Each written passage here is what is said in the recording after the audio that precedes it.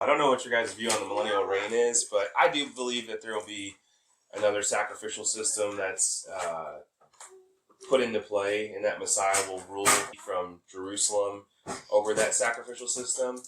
Regardless if you believe that or not, there's clear passages that, however you want to interpret it, you can come with all millennial, premillennial, postmillennial ideas, whatever.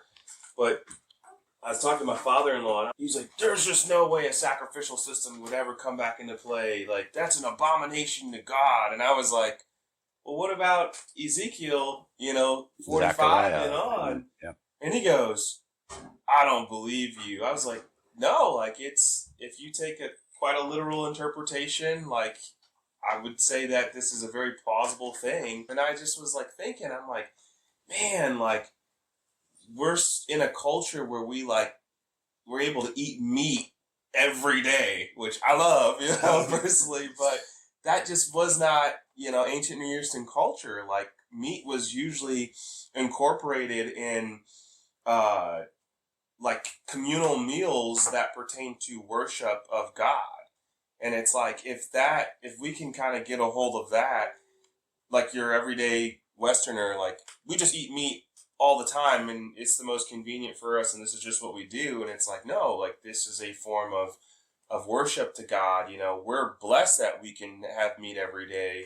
But that just historically was not the way that the ancient Near Eastern people operated. Like, meat, there's a reason why there's a law in the Bible where it says, if an animal is dead because of an accident, like, you are permitted to eat it, but you're unclean until the evening, and it's like, because you don't want to waste that because it's such a precious animal. And then if you think about the whole sacrificial system, I mean, we just came off of Passover, like that whole 7 days of unleavened bread. It's like they're sacrificing, I think it was like over 70 different sacrifices, and they all have to be so specific. So and then a lot of times the shepherds were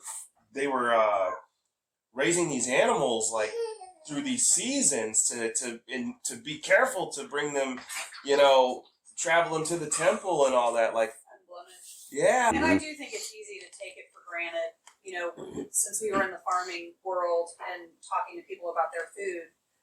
It's so easy to take it for granted and not to really appreciate, because we're far removed from the slaughter. Mm-hmm.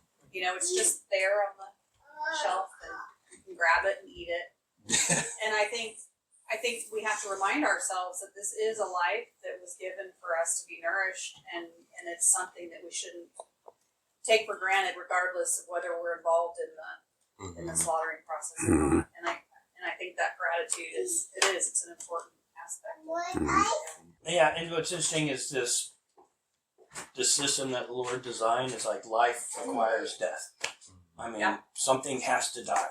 It's just everything, even the vegetables. As soon as we harvest it, it's on the road to decay. Yep. This whole topic of sacrifice. We were just talking about those Ezekiel passages this morning. But that's been a recurring topic in the local area for years now. And I did the series that Brian was talking about was about that topic specifically. And I had to spend a lot of time learning about covenants in order to figure out why does Ezekiel talk about sacrifices in the millennial kingdom. But another one that was real pivotal for me to understand this topic is the very last verse of Zechariah. It says, that whole chapter is talking about the millennial kingdom because it begins with, on the great day of the Lord. There's this terrible judgment. And then the rest is talking about the millennial kingdom in the virtual paradise. There won't be any war in Israel, and you'll have peace, and you'll have all these blessings. The very last verse is talking about every pot in Jerusalem and Judah will be holy unto Yahweh of hosts, Yahweh Tzebaot. And they will all sacrifice, and shall come and take part of them, and shall boil them. But the word for sacrifice there is zevach, which doesn't refer to any offering. It's specifically killing an animal. It's the slaughter. That would be the literal translation, is the slaughter. So this is a animal blood sacrifice, and Jerusalem's going to be full of it during the millennial kingdom.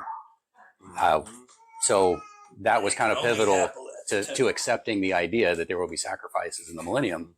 And there's two ways to interpret this chapter and the last like 15 chapters of Ezekiel, is that either that's talking about the millennium and there will be sacrifices, or it's all metaphor. And I don't know what any of it means anymore. So unless I could become a full preterist, and that doesn't work either. So Yeah, and it's not a subject that we like. I mean, Mhm. and it's something that us in this Westerners in this super abundant world, we're so removed from it. It seems so barbaric, just the idea of it. You know, our sensibilities, it just seems so barbaric. Just like in the time of the first century to the Greeks, circumcision and before, barbaric. You know, it's like those concepts, you just couldn't wrap your brain around why, how could this be okay? You know, like you'd rather it be over there and something that used to happen, but it's not something that God would be Mhm. asking of us today. yeah, not coming from a culture where that was ubiquitous. It's just, I can read the scriptures and kind of get out of it what sacrifices are all about. But I don't think we can really understand unless we're there and, immersed in that culture. Oh yeah, do you think about like The smell, the cries, I Mhm. mean, the blood everywhere. You see, you read it, they're slinging it everywhere. It would have been like a slaughterhouse. It really would have been a bloody situation. It wouldn't have been a clean. I would have hated to have been the cleanup crew. yeah, Hey, imagine Levites. I think that the sacrificial system, it's kind of like we just had Passover. Like that Passover lamb that you would offer is you would have to go and select it, like be very meticulous and pick it. And then you have to bring it into your house for 4 days, and your kids are, I'm Mhm. sure you guys probably went over all this, kids are all loving on it, kissing all up on it, and then dad's like, it's time to take it. Like, Yeah. and you're like, why? And dad's like explaining this whole story of the Exodus, and he's getting ready to offer up this lamb, and it's going to make kafar for us. It's going to wipe us clean and it's going to purify us. And it's like that. Imagine that being your culture. That shows you the reality of sin. But I can look back at now and see that all the sin within the area I grew up in, how much sin caused death over and over, and it was not glorifying to God at all. So imagine having, your children raised in this culture where they get to experience that, but to the glory of God. It becomes such a greater reality of what Christ has accomplished for us on the cross.